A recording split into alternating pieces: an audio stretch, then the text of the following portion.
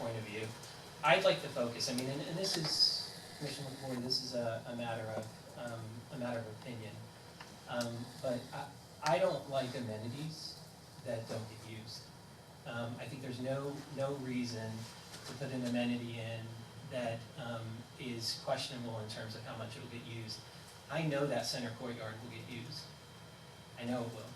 It's gonna have park benches, it's gonna have seating areas. It's meant from a landscaping perspective, from a conceptual perspective, to get people out of their houses into a common area where they actually meet their neighbors, where they actually talk to their neighbors.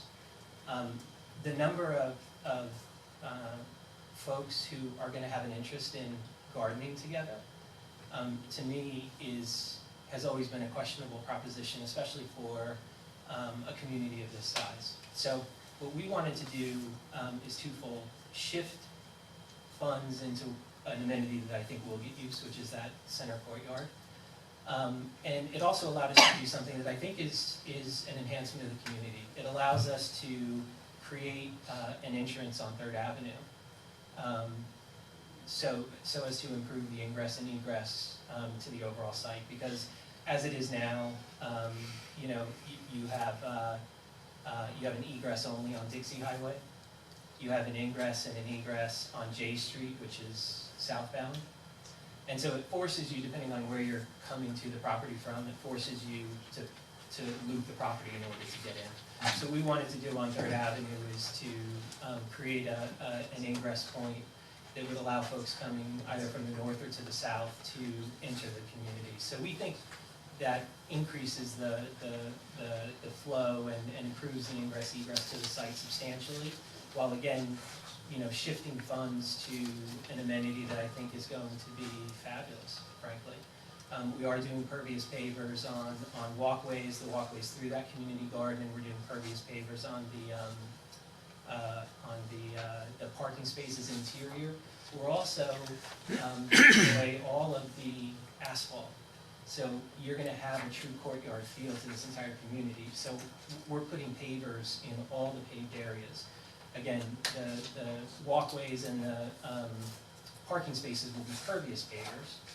The others will be non-pervious, but the paver look throughout all the paved areas, I think is gonna be, it's gonna be spectacular. I would be happier if you would call them semi-pervious pavers, because that's more accurate. I would not count semi-pervious pavers as open space that replaces gardens, in my opinion.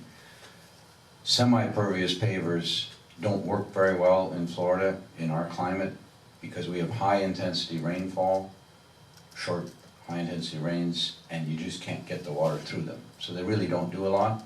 The other thing that we have a lot of is organic matter that washes off of things, corks them up very quickly. The concept sounds good, and I'm quite familiar with it for many years in Holland. It's used, but you got to do it quite differently than simply buying a so-called semi-pervious product from. Unless you've got numbers that you can tell me that typical Florida storms will in fact 50%, 80% go through these things in real, after a year, after 2 years, I'm not very convinced. They really aren't going to be very different than, and you may actually not. If you really are committed to infiltration, which I think you probably are, I would suggest not doing it with so-called semi-pervious pavers. Do it with structural, where you're moving it onto the grassed areas if you have some. That will, sand works great here. That will infiltrate pretty well. But you got to get it off of your pervious ones.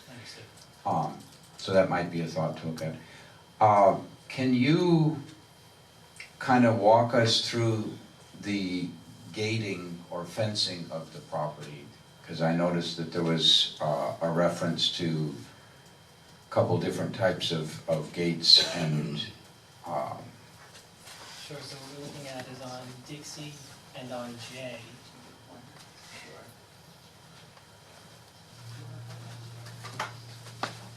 On Dixie and J, we're looking at slide gates. So that's J Street, that's Dixie. So we're looking at slide gates there. And on 3rd, we're looking at a swing gate that would be located 3/4 of the way onto the property so that we allow for stacking. So again, that would be a swing gate on Third. How do you mean by allow for stacking? Well, again, the gate is gonna be positioned onto the property, not at the sidewalk, if you will, so that two cars can be stacked essentially behind that swing gate, so that, we don't have cars stacking on Third, because, the gate is directly on the, is directly on the street. It's part of the reason that we chose to do that entrance, the ingress on Third, aside from, again, it's a two-way, it's a two-way street. We couldn't get what we thought was good stacking on J Street, because we can't do we have to put the gate on J Street directly on the sidewalk, because we've got driveways, as soon as you enter the property.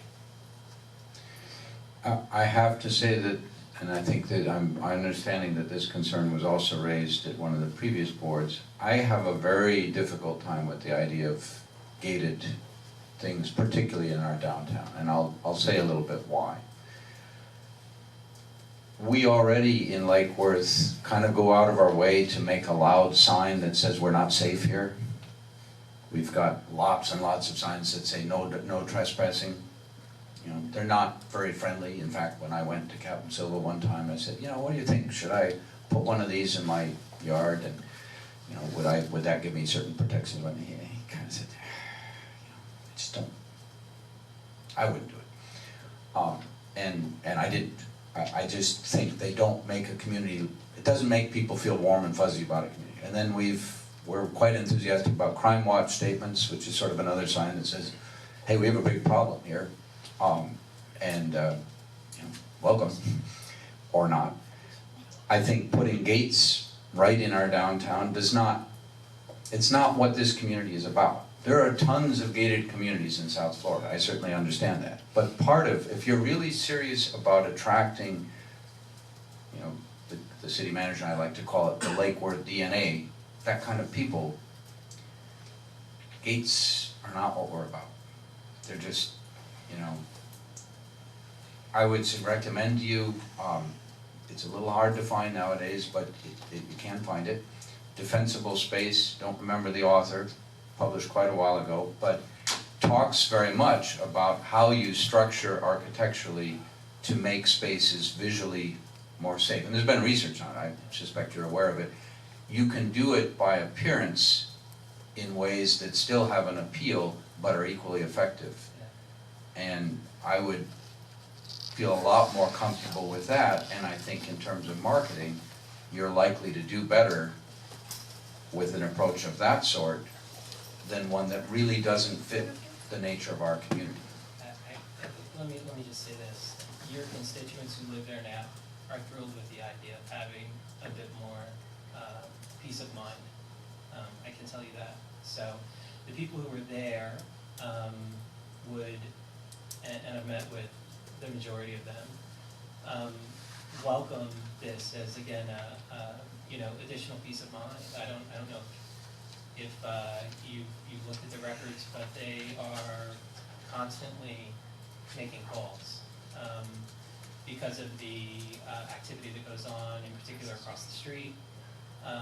There's constant pedestrian traffic, even though you could walk 15 feet to the south and head down 3rd Street, there's constant pedestrian traffic across the property, from Dixie down to J Street.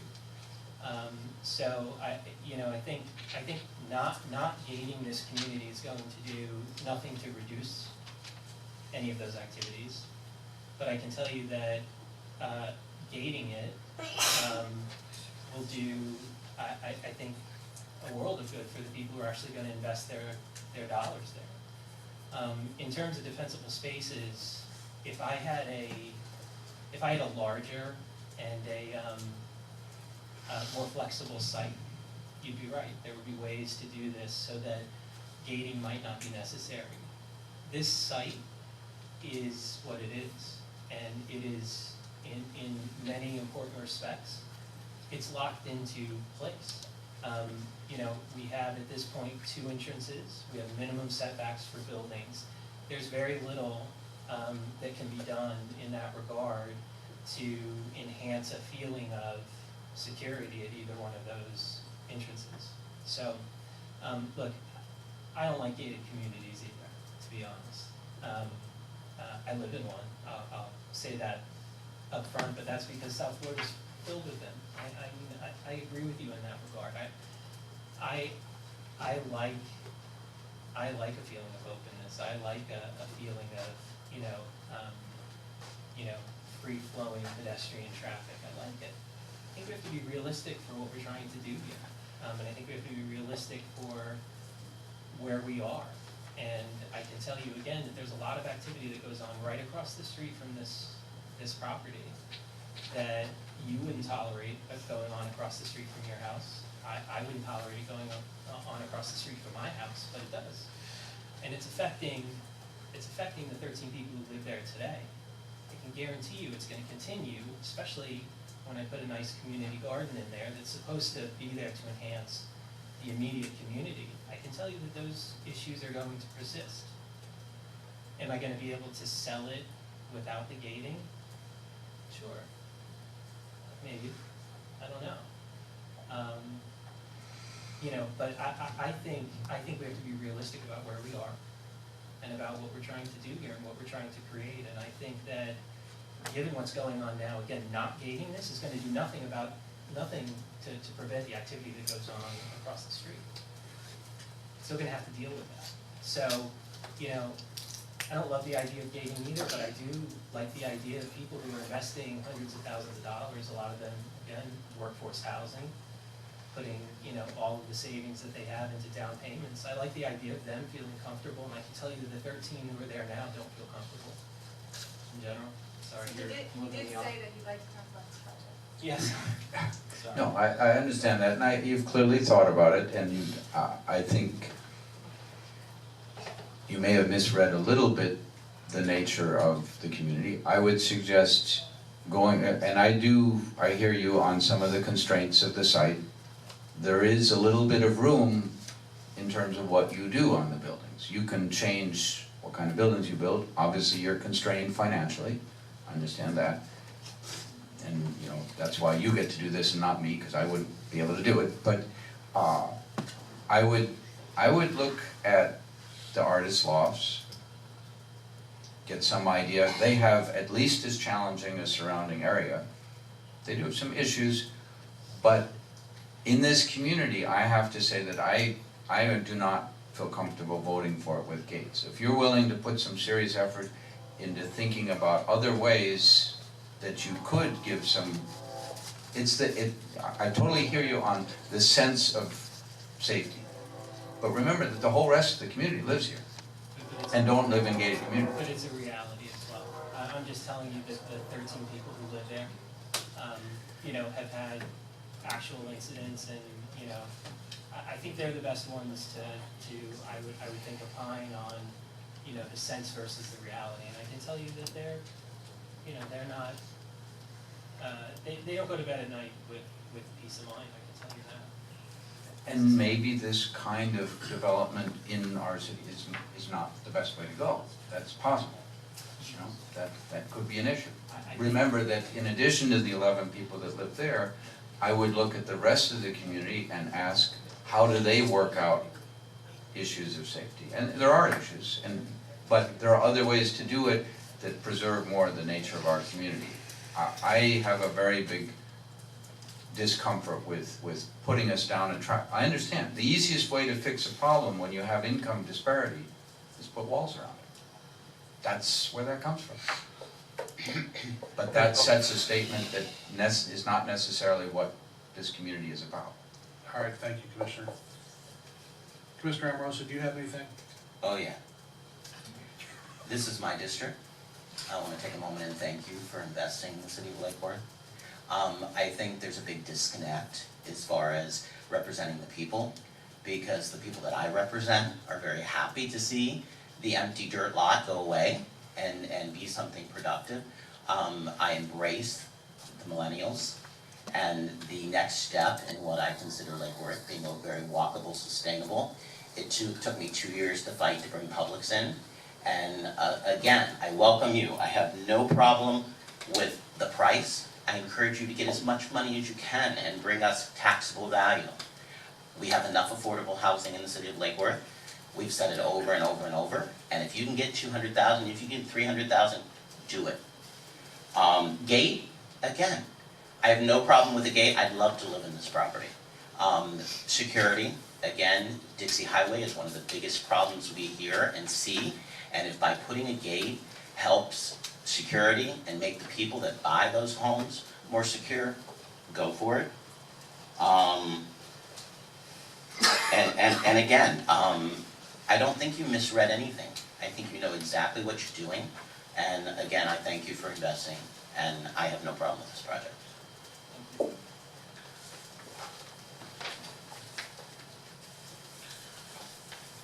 The comment portion of this item is already passed, however, I think I'll take an exception, because we did kind of go on with this issue and after hearing the presentation from the owners. So I have 2 comment cards, and we'll close this out. Lynn Anderson, followed by Peggy Fisher, please. Good evening, Lynn Anderson, Lake Osborne Drive. In all due respect, Commissioner McCoy, I love gated communities, and I think this is so important, and particularly where this project is located. There's a lot of crime down there. I would love to live in there if it were gated and I felt secure and very safe, but I wouldn't put a dime into buying something in there that wasn't secure. Gated would give anybody a feeling of security, and I think that's what they need there. I think that would be making it a success of this project down there. And everything you said, Commissioner Amorose, I agree with. So I hope you can go forward with this and have a great project, and congratulations. Peggy Fisher. Peggy Fisher, North A Street. I too am all for this, and all for heating it.